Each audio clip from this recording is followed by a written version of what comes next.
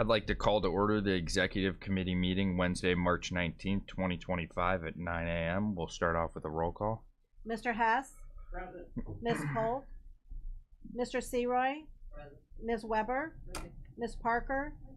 Mr. Carrico? Mr. Featherling? Present. Mr. Kirkstra? Mr. Hunter? Mr. Smith? Present. Ms. Foster? Present. Mr. Ashcraft? Ms. Monday? Present.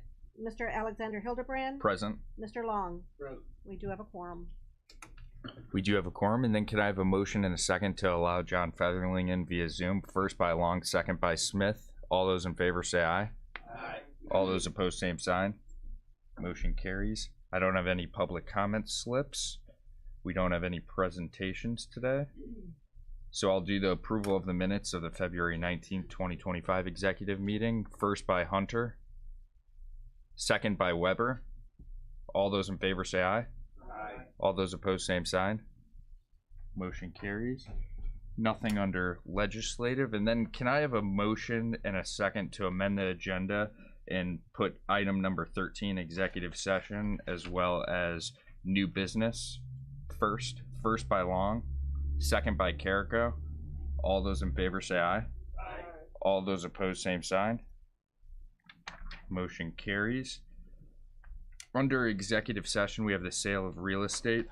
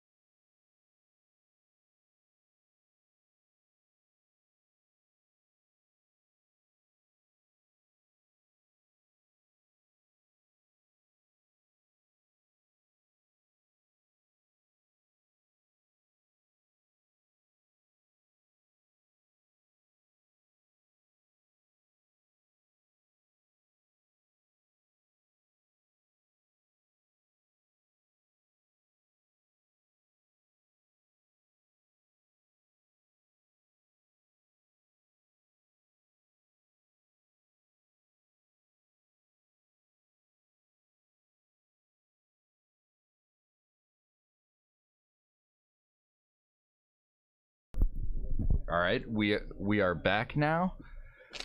We're gonna do the items under new business too, just to tidy this up. So the authorizing the county board chairman to sign an agreement for the sale of real estate. First by Hunter, second by Carrico. Any discussion on that? We kind of already had our discussion. All right, roll call. Mr. Hess. Aye. Mr. Seroy. Aye. Ms. Weber. Aye. Ms. Parker. Mr. Carrico. Mr. Featherling. Yes. Mr. Hunter. Mr. Smith. Aye. Ms. Foster. Aye. Ms. Monday. Aye. Mr. Alexander Hildebrand. Aye. Mr. Long. Aye. Motion carries. Motion carries. And then next thing, we have the authorizing the county board chairman to execute an agreement with Nugent Curtis Real Estate LLC for broker services. First by Hunter, second by Monday. Any discussion? All right, roll call. Mr. Hess. Aye. Mr. Seroy. Aye. Ms. Weber. Aye. Ms. Parker. Mr. Carrico. Mr. Featherling. Yes. Mr. Hunter. Mr. Smith. Ms. Foster. Ms. Monday. Mr. Alexander Hildebrand. Aye. Mr. Long. Aye. Motion carries. Motion carries. Next up, we have Information Systems, Jason Shane with a monthly update.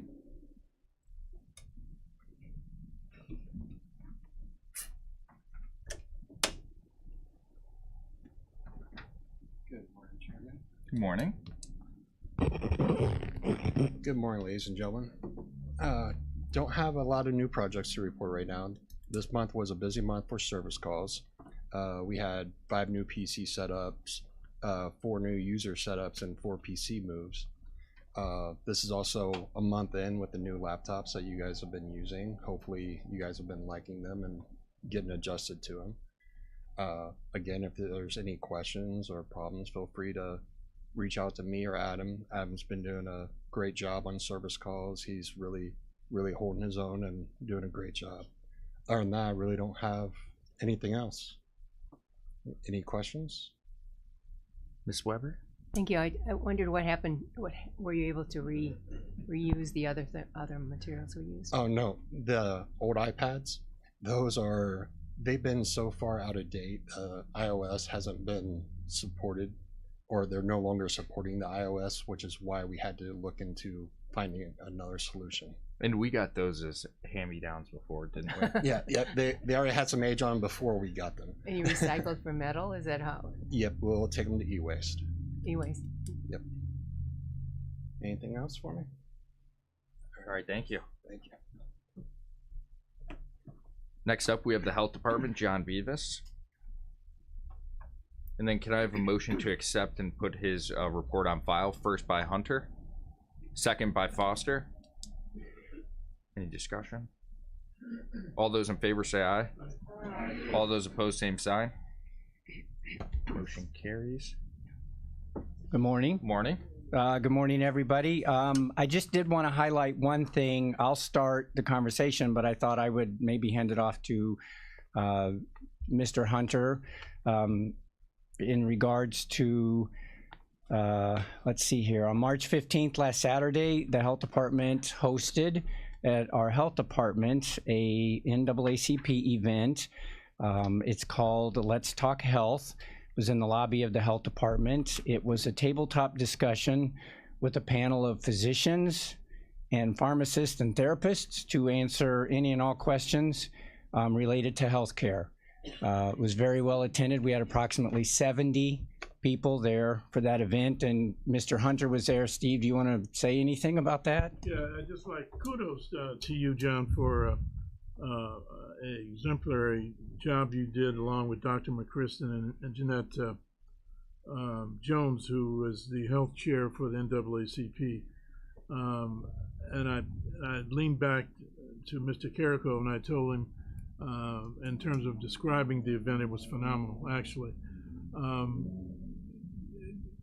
When you think in terms of the Cleveland Clinic, University of Chicago, and Mayo Clinic and stuff, we had more than 21 healthcare professionals, and I think John described some of the panelists. It was simply amazing in terms of the scope and content and the information they afforded the people who were in attendance. They gave different scenarios. They undertook questions from the attendees, and it was really amazing. I think the only problems we had is that the microphones weren't working well, and I think we probably could have gone on for another 2 or 3 hours in terms of the range of the questioning and the content. We had pros here who were on that panel, and I learned a lot myself, with some healthcare physical maladies. I learned a lot of stuff as well too, but it was very informative. The attendees were engaging. The healthcare professionals who were present afforded a lot of information, and I think we're lucky to have something like that. And I made a suggestion to Mr. Beavis and Jeanette Jones and even Theotis as well too, who was away in Detroit. We're hosting, the NAACP is hosting the state convention, and I would hope, if space is a big issue, if we could afford that same panel to come and speak before the statewide convention. But anyway, candidly, I'm not for a lot of hyperbole. Facts and data don't lie, but it was simply amazing. John, kudos to you guys. Thank you. Yeah, I was very impressed with the turnout myself. I wasn't quite sure what we might see on a Saturday morning from 10 to 12 where the weather was kind of nice outside, and as the people trickled in, overwhelmingly, the response was incredible. The gist of it, Cliff Notes version, Dr. McChristian was able to sort of lead the questions. There were a number of questions from the individuals who came in. However, he sort of went through a day in the life of almost every department in a hospital, and whether it was heart disease, diabetes, a stroke, weight issues, anything, that department got to explain a little bit about what they do and how they do it, to let people know kind of what they would expect if they were to have to go through, even starting from the emergency room and then staying in the hospital and in the different departments you might come across. Even nutritionists were there to talk about diet and that type of thing. So it's definitely a repeatable event, as Steve is saying. It would be something good for the community if we were able to pull this off again in the future. And you're right, we were stuffed to the gills as it was in our lobby. So a bigger event, we would have to find another venue. But I went over to the mayoral forum where that thing was letting out, and I saw Mayor Curtis, and he says, I said, where you been? I said, I was at our event over at the health department. He said, yeah, I got to get over there. What do you think? I said, get on over there, man. It was phenomenal. So we're honored also with Mayor Curtis, yes, who is committed to the city and the region in terms of healthcare. Yes. So that's all I had. Otherwise, you've got my report. If there's any questions specifically for me, and then I know just for when we get to item number 2, we have a food ordinance change that we are asking you to consider. Approving that. It's been approved by the Board of Health. We need it to come through here, and then ultimately final approval would be at the county board if it passes today, next month. And I've got one of our health inspectors, Dana James, who is here, who could, if you want to go up now to the microphone, potentially, but if there are other questions for me first, I'll answer those. But Dana is the one who is one of the main individuals who wrote the language for this ordinance change. So I thought I'd have him, you could see one of our food inspectors and then ask him if there's any questions, he can answer those. But is there anything on my report that Carol, you started to have your hand up? Excuse me. Excuse me. Just wanted to give you a compliment that I went to health department to find the date of my last COVID test, and I was able to have the printout of the eye care that showed me that in 2013 I had a shot and I had a flu shot, and it's a great service you provide that a person can get a record of all immunizations that they've had, and I really appreciate that a lot, because they were at drugstores and hospitals and doctor's offices, and they get accumulated here in your record. So thank you. Yes, I'll pass that on to some of my staff that deal with that, but I appreciate that. I know you've commented before when you visited the health department, so we appreciate your service. All right, the next item is the 2025 Kankakee Food Ordinance change, and if you want to come up to the mic, you can speak if you would like. We'll just have you speak back there because the mic's over there. Okay, so the food ordinance update is really just to align with the adoption of the 2022 FDA Food Code. That's what most of the language is toward the end of the document that you have. And we've added a few additional definitions just for clarification of congregate meal site, food pantry, etc. But it's mostly just to align with the adoption of the 2022 FDA Food Code by Illinois Department of Public Health. Thank you. And then can I have a motion to approve the 2025 Kankakee Food Ordinance changes? First by Carrico, second by Parker. Any discussion? All those in favor say aye. Aye. All those opposed, same sign.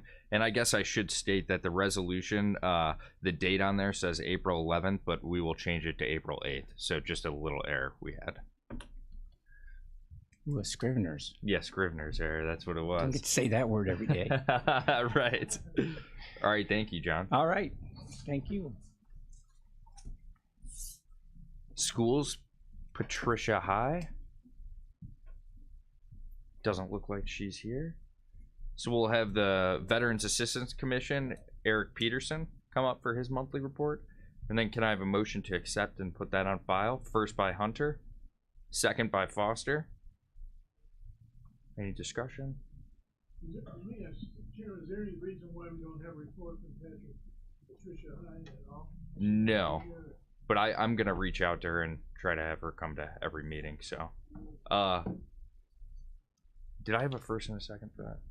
Yes. All right. Voice vote. All those in favor say aye. Aye. All those opposed, same sign. Aye.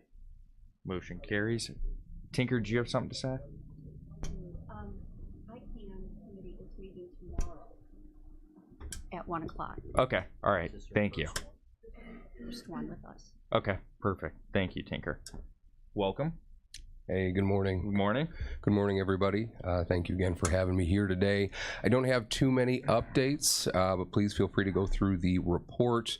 A couple of things I just wanted to touch on that I'd mentioned last month. So currently in Veterans Treatment Court, we have 6 participants, 2 of which are looking to be graduating this summer. It's a very big deal. It's an 18-month program, very difficult. And these 2 veterans have definitely overcome a lot of adversity in this process to graduate. So once those dates get closer, I would love to share that with everybody, so you could also choose to come to the Kankakee County Courthouse and be a part of that celebration. In addition to that, as we'd mentioned before, our office has been making more of an effort to get our veteran service officers into the communities to reach some of the veterans that aren't able to come into our office. So as of right now, on Fridays from 9 a.m. to 2 p.m., we're at the Kankakee Public Library. And then we're also, the second week of the month, we are making our rounds with the Legions and VFWs, and we're going to be reaching out to any other area that may have veterans that have a hard time coming into our office, so we can make sure that we get to them too. And since we've been doing that, we've seen a lot of veterans that either weren't associated with our office or the VA at all that were able to start getting connected to care, which is phenomenal. In addition to that, we are building our relationship with the Illinois Department of Veteran Affairs. They have a state veteran service officer, Mal, who works over at the Veterans Home. They're actually doing some rehab work over there, so he's going to be working out of our office 1 day a week just while they're rehabbing the Veterans Home out there. In addition to that, I've had some meetings, and I briefly discussed this last board meeting with the director of the Illinois Department of Veteran Affairs, Terry Prince, Senator Duckworth's office, Robin Kelly's office, about building a true continuum of care for the homeless veteran community.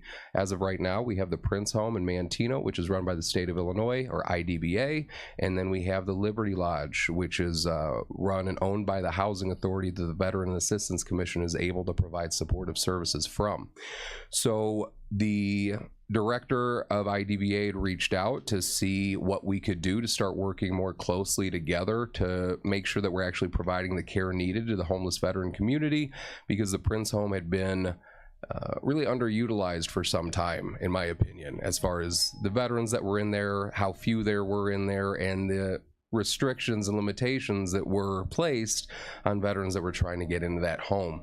So now that they're seeing that there's a lot of support in this community, they're looking at working with us more closely, which I really look forward to, and I'm very excited to see how that how that turns out. But in addition to that, since I took over, which is not that long ago, I've been working on the standard operating procedures for the different responsibilities in our office, so we can go over those and make sure that we that those are updated and current. But other than that, the last thing, we had a veteran resource fair in conjunction with Heinz VA, and that was at Uplifted Cares Grief Center in Bourbonnais. That went very well. We got a lot of new veterans out of that. There are a lot of veterans right now that have some anxiety and are very nervous about some of the things that we're seeing happen on a federal level. Because of that, there are a lot of VA employees that have been laid off. One of those VA employees was an outreach person who would come into our office and work with our local veteran community, answer questions about veteran health care, and she was put in a position where she had to make the decision to resign. But other than that, we're not seeing a lot of other effects as far as how that's affecting our office. But again, there's a lot of veterans that are very concerned, and with what we're hearing from the VA and everything that the VA is putting out, it kind of changes fairly regularly. So we're not really sure on how all that's going to shape up. But as of right now, we're still providing the care needed to the veterans in our community, and we'll continue to make sure that we do that. Any questions for Eric? Mr. Carrico? Thank you, Mr. Chairman. It's not a question, actually. I just want to say something here. First of all, I like to congratulate Eric for the amazing job that he is doing at the VAC. Thank you. It's been really, really amazing. And the other thing that I want to say, he just mentioned a little bit ago that some of the veterans, they suffer from some emotional disturbances, emotional issues. And I spoke with Eric before about maybe coming to one of the board meetings and speak to them about some of the programs, because there are times when some of the veterans still want to have a little bit the need to, or want to have a little bit of a participation when it comes to serve. They served for a long time, that they still want to be involved in some way or another. So I was there in one of the board meetings, but I was there speaking on behalf of a program for the Coast Guard, and that was a very well attended meeting. And I spoke about the programs that we have within the Coast Guard family, and one of them that probably would be the best one for some of the veterans there already not serving at the moment will be to be part of the Coast Guard family as an auxiliaries division. And I just want to say thank you, Eric, for organizing that and allowed me to come in and speak, and to let you know that we have one of the veterans already applied, and the application was already sent to the main office of the Coast Guard for review and approval. So thank you for that. It's great. And I couldn't agree more with Antonio. You're doing a fantastic job. So I appreciate you for everything you do for Thank us. you very much. Monday? Miss Monday? Thank you, Mr. Chair. Just a couple things, Eric. Where is Liberty Lodge? I believe it's 201 South Washington. So if you know where the Gas and Wash is off of Here in Port town? Street, yes, ma'am. Oh, okay. Oh, I know where you're talking now. Yeah, that's that building they redid. That, yes, gotcha. Yes. Gotcha. The old funeral home. Okay. Yes, ma'am. All right. And then your admin person, is that a part-time or full-time position you're looking for? That is a part-time position. Okay, Part-time thank you. position. Mr. Hunter? Yeah, just to piggyback on the positive comments that have been made, Eric, kudos to you, brother. Thank you, sir. It's good to hear a pro speak and give a very good report. I was wondering a couple things with respect to the expansion, or I know, was it this time last year, maybe some of you guys have been here for a while. I remember there had been some discussion about some physical expansion at your location in Bourbonnais. Wonder where that is at this point. Is it going to be able to be accommodated in your budget? Additionally, the kind of comments that you're making, the different services which are imparted to our veterans, might you think about contacting Comcast Cable 4 and maybe impart some of that information on that cable channel?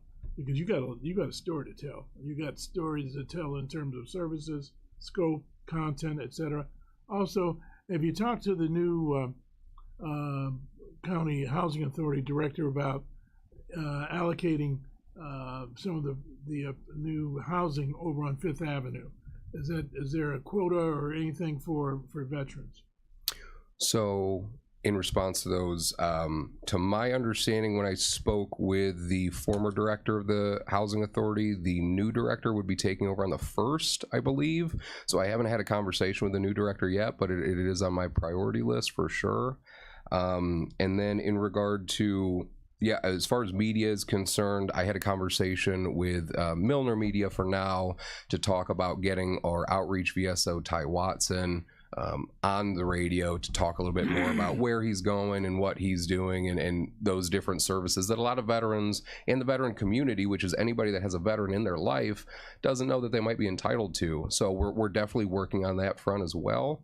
And I apologize, what was the first question? Well, I was hoping also you could contact City of Kankakee regarding the cable channel 4. Oh, sure. To impart that information. And also the expansion, physical expansion of your services at your location presently in Bourbonnais.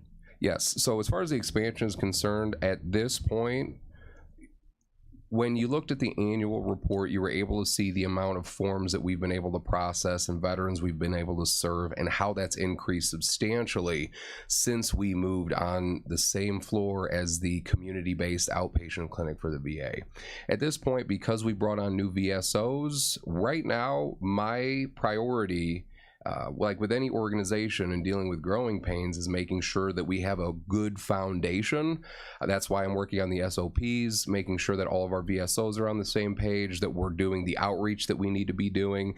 And because of the outreach that we've been doing, being that veteran service officer is not actively in the office, I'm able to kind of move some things around so we have that office available for somebody else. So while I still look forward to the idea of expanding in the future, it's not an ultimate priority at this time until I can make sure that everything else is operating as efficiently and effectively as possible. Thank you. Any more questions? Thank you very much. Thank you.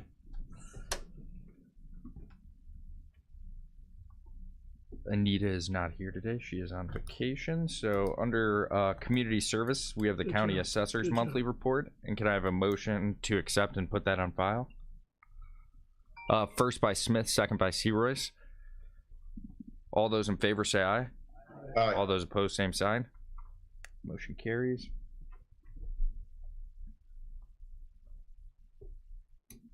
Welcome, Eric.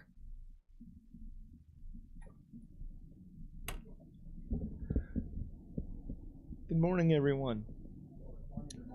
I have just a few things to go over with you this morning, so I won't be too long. I wanted to let the committee know that I really feel like our department is really sprinting at a good speed right now. We're really moving in the right direction. The Department of Revenue has given us some things a little bit earlier this year than normal, and I'm really appreciative of that. So I'm able to sit here and tell you today that on February 28th, I received the detailed sales list from the Department of Revenue. That is a preliminary list of all of the sales that qualify for the sales ratio study. It gives us an opportunity to review that list, and if we have anything that we want to dispute, we can. They give us a couple weeks to do that. So I reached out to all of the assessors and let them have an opportunity to let us know what they wanted to dispute as well. But I do have a staff member who goes through all of the sales in the county, and we do it irrespective of whether or not the township participates. We were able to get that done a little bit ahead of schedule. We sent all of the information off to the Department of Revenue on the 13th of March, which was one day ahead of the deadline that we had. A lot of great work from that person in my department. She did a wonderful job. And so, this is something that sometimes comes in as late as May or June, and we're already basically finished with it here in the middle of March. So that's one of the reasons I'm in a very good mood these days that we were able to get that done, and it doesn't interfere with the flow of work. Once tax bills go out, obviously that takes up a lot of our time and attention, and so when we're able to separate those two things out and get one done, it's a really great thing for us. So the other thing that we've been focusing on a lot is making sure that all of the exemptions are in the system for 2024 before the clerk enters into extension. And I would expect the clerk to enter extension at any moment. Could be today, or Mr. Hendrickson could comment on that better than I, but at any time he's going to be ready to pull the trigger and do those things. And so once he does, then all of the 2024 exemptions we need to grant need to be a correction. And so it's just a little bit of extra paperwork for us. It's better for everybody if we have those things caught up. So I make sure that all of the 2024 stuff is in, that we have, and we are keeping up with that workflow very well. So I'm very happy with that. As far as some pending issues, certainly I just talked about the detailed sales list and the fact that we did reconcile with the Department of Revenue. I'm still waiting for them to certify that to me, the final results, and I would expect that to happen, I hope by the end of the week, but if not by the end of the week, sometime early next week I would expect to have it.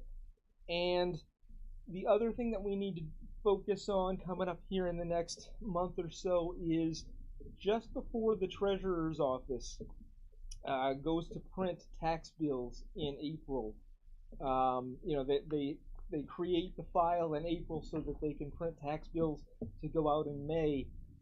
We try to make sure that all ownership and mailing addresses are updated to the moment before that file is created. And of course, as soon as they cut us off, something is recorded in the recorder's office and we're out of date. But at least we're caught up to the moment when that file is created. So that's a really important thing that I tried to institute years ago, that we were going to make sure that every tax bill possible would go to the right person at the right location to avoid as much return mail as possible.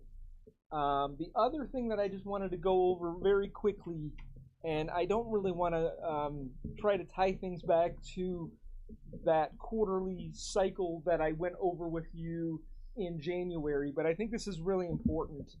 I was in a meeting recently, and it was stated to me that, and this was as of the end of February, 40 counties still hadn't gotten their tentative abstract to the Department of Revenue yet. I did ours in September.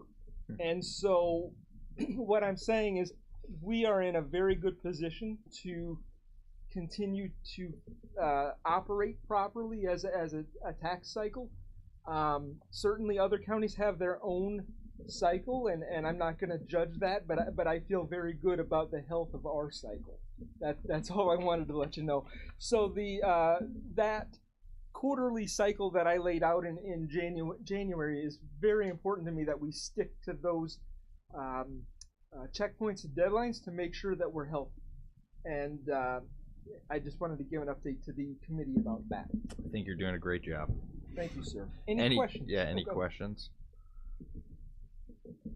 Mr. Searoyd? Thank you, Mr. Chairman. And just to piggyback off what you said to Eric briefly, but 40 counties are dragging behind, but our county is pushing through and being the leader on that, and that is because of Eric's leadership. Yes. So I just would give him kudos, because he does a fabulous job, and his door's always open for anybody that ever has any questions, whether it's a board member or the public. Eric is the guy. So yeah, we're definitely blessed to have him. We are, so truly. Thank you. Thank you very much. I really appreciate those comments. Motion to clone? Oh. Thank you, Eric. Have a great day, folks. Thanks a lot.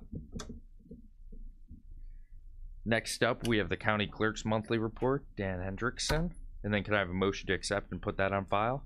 First by Monday, second by Mr. Hess. All those in favor say aye. Aye. All those opposed, same sign. Motion carries. If anybody has any questions, I'm here. Otherwise, I'm gonna go back downstairs. Any questions for Dan? All right, you're good to go. Adios, amigos. Next up, we have the Recorder's Monthly Report, and can I have a motion to accept and put that on file? First by Hunter, second by Parker. Any discussion? All those in favor say aye. Aye. All those opposed, same sign. Motion carries. Good morning. Morning. Just checking to see if there's any questions on anything. Any questions for Lori? All the film is back now. Cabinets are here. Things are getting orderly again, which is very, very nice. Felt like a garage sale for a while. So we're just getting back into, we're doing back scanning. We're finishing 66, 65, and 64. So we'll have all documents that were issued a document number, not book and page, in the computer system. So. Ms. Weber? Thank you. I continue to hear you on radio and other places talking about the fraud, so it must be going on.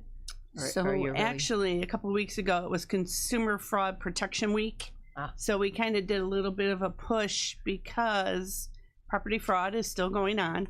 It's going on everywhere. It's not just going on here in Kankakee County or the state of Illinois, but it is national, and it is inviting some foreign individuals to come in and actually misrepresent and do things. So that's why we do encourage property fraud sign up to get notified and to be able to at least be in the know. And then we start working with you to help go after these bad people. But unfortunately, because information in my office is public record by law, so everyone and anyone has a right to take a look at anything that's in there. And, you know, if they're that creative to search and find and target, you know, and do the things they do. And, you know, unfortunately, it's like, don't click on that on your phone, you know, different things. But I encourage anyone and everyone, please sign up. Call my office if you don't want to do it yourself. We will do it for you. It is by your name, not by your property, because you probably own more than one piece. Many people do. We can text you, we can email you, we can call you, or we can do all three. We have some people who just, for certainty, they want to be notified all three ways. So we're happy to do that. Again, it's just another tool in our toolbox to help stay in the know of what's going on. Sure. Thank you. So, Mr. Hunter. Thank you very much, Mr. Chairman.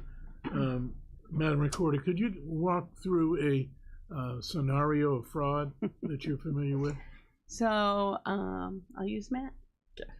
Usually Colton was always my person. So I have, let's say I have a couple of empty lots, or maybe even a house that's kind of vacant. I inherited, I haven't done anything with. And Matt, Mr. Bad Guy, is either looking online or coming into my office, because we love people coming into the office using the public computers, doing whatever they're doing. And he's searching and he's taking a look and he's checking the tax site. He's doing all the right things, and I'm giving you all the information on how to do this. But so then Matt has Joanne as his friend and notary, so he's going to fill out this form and he's going to misrepresent and say he's me as the grantor to give him the property, and Joanne, his accomplice, is going to notarize it, because a notary is required, and it's one of our statutory requirements for recording a document. And then but he leaves the taxes in my name. And you know, when you come into my office, that's my staff is very, very good. So they'll say, "Are you sure this is what you wanted to do?" "Oh yeah, we have an arrangement," or whatever. So when you go to the tax site, because everyone thinks the tax site is got all the information, they see that and they think everything's okay and they're still getting the tax bill. But in the meantime, he's acquired the property through transfer. And then he goes to, Peggy Sue's bank and says, hey, I want to build a house, or I want to do this. I need $50,000. And he's gone. And then by the time I figure out I was going to do something and I don't even have ownership, but I'm paying taxes. Paying taxes has nothing to do with actually owning the property. It's just one of the chores you got to do in terms of keeping your property. So we work with you as the person that was unfortunately targeted. There's some steps you have to do yourself. We can't do it all. But then we do have a great relationship with the state's attorney's office, and we try to move. Do we get everyone? No, we don't. There's some operations that are so big that it's just really hard. But I have a great relationship with the Sheriff's Department. I have a great relationship with the FBI. We have incarcerated people for doing bad things. I have a great communication network with the other recorders throughout the state. So we actually share information when things start popping. So, because, hey, look out for this, look out for that. Can we stop a recording? No, by law we can't. If it meets our requirement, we have to record it. But there is a method in the assessor's office where they do their job, and sometimes they, are able to send documentation saying this transfer hasn't gone through, something's not right, you need to fix this. So that's another little bit of a safeguard.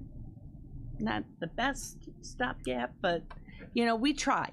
But unfortunately, this has gone on for, I'm sure, as long as, property ownership has transferred. Somebody has found a way to do something bad. It is our greatest asset for many of us, owning our home or property or farm, and shame on the people who think that they have a right to it. And all the other bad fraud they're doing. Great explanation on that. Yeah. For the record, I'm not the bad guy. Only today. Right. But you will constantly be used, just so you know. Right. When you're to my right, you're it. I can take it. Don't worry. Good. Any more questions for Lori?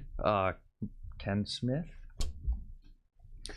Thank you, Mr. Chairman. I was just wondering, is proper identification well, isn't that peculiar? Only for the grantor for signing the document, and that is with the notary. There's nothing in our statute that says we have to validate and check, because keep in mind how I receive documents. I receive documents in person, FedEx, UPS, the post office, walk-in, and electronically now. So actually, a lot of the onus is on the notary. So, yeah, which unfortunately, any of you that were around back in 2010, 11, when we had the robo-signing with the fraudulent notary, yeah. So there's movement towards validating the notaries a little bit harder, just so you know. And the Secretary of State has really kind of captured strengthening the notary process and actually nullifying some notaries for bad behavior. Well, hopefully somewhere down the line changes are forthcoming, and we gotta put an end to this kind of thing, and some people just can't absorb that type of loss. Well, they tried to take Graceland. Oh yeah. Yeah. Halle Berry was a target. Yeah. We had the city clerk in Cook County in Chicago. She was targeted. It happens. What a wonderful world. It is. But we can make it better, and we're going to continue doing our job and just stay on top of it. Thank you, Lori. You're welcome. Appreciate it. Next up, we have an AWAC update. Tinker Parker. All right. Well, we met last Wednesday. We had a really good meeting. We first started out with Carrie's report and celebrating the fact that we now have the contract with Mantino, and we're hoping to get Moments and hopefully Kankakee on board. We did talk a lot about the shelters. We had discussion about communication between all the shelters and trying to find someone to come on board as a shelter representative for an AWAC member.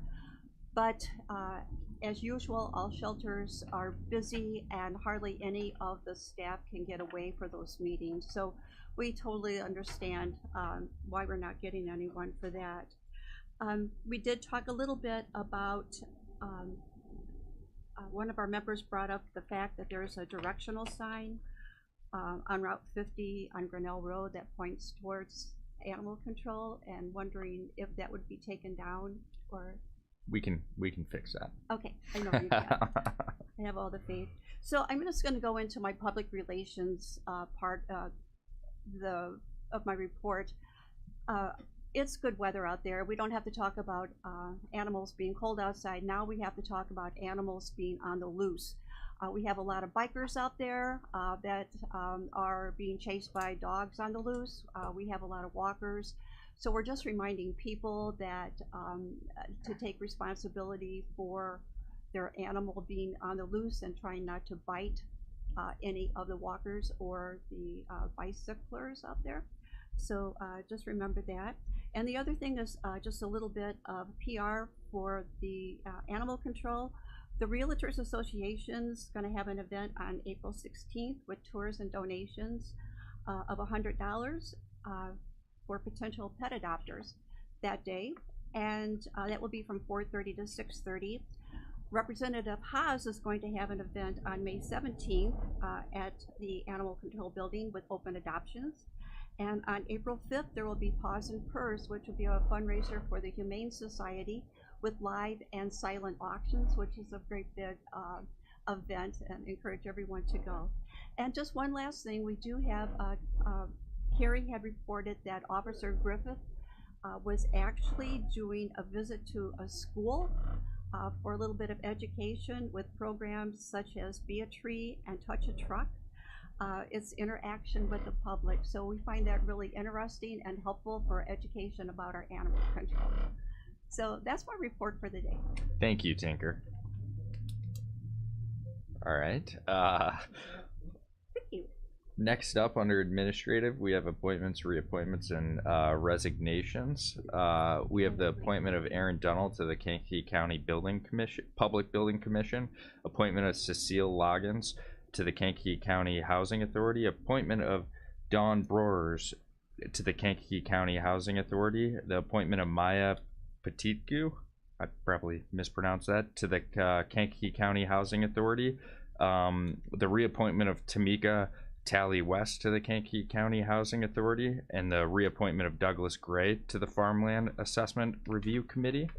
Reappointment of Andy Palazar to the Bloom Grove Cemetery Association. Reappointment of Robin Batka to the Bloom Grove Cemetery Association. Reappointment of Donna Nelson to the Bloom Grove Cemetery Association. Reappointment of John Witten to the Bloom Grove Cemetery Association. And then the appointment of Dean Ferris to the McGilvery Special Drainage District. And then can I have a motion to combine and approve all those? First by Monday, second by Hunter. Any discussion on that? All right, voice vote. All those in favor say aye. Aye. All those opposed, same sign. Motion carries. And then under openings, we have one opening on the Animal Welfare Advisory Committee, which is a shelter community representative. 5 openings on the Historic Preservation Commission, 1 for a historian. 6 openings on the Regional Planning Commission, 1 opening on the Kankakee County Board of Health, which is still a dentist.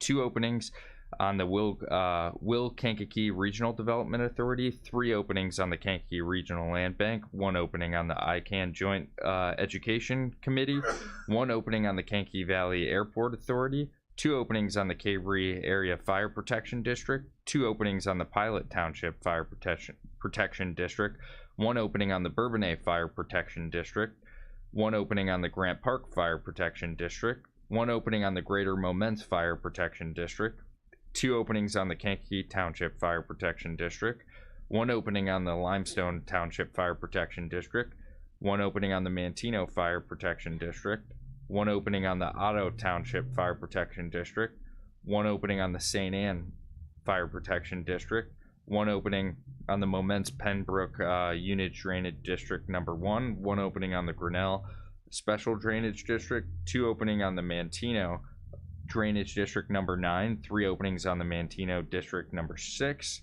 1 opening on the Union Drainage District number 2, 1 opening on the I'm gonna mispronounce that, Venice Drainage District, 1 opening on the Spring Creek Drainage District, 1 opening on the BM Lewis Drainage District, 1 opening on the Clausen Park Drainage District, 1 opening on the Kankakee River Valley Fords Preserve District, 2 openings on the Board of Review, and I'm going to slash out the last one because we already appointed the last person for the Kankakee Water Advisory Committee. After that, that is all the openings. And then we already did new business, but is there anything else under new business? Any old business?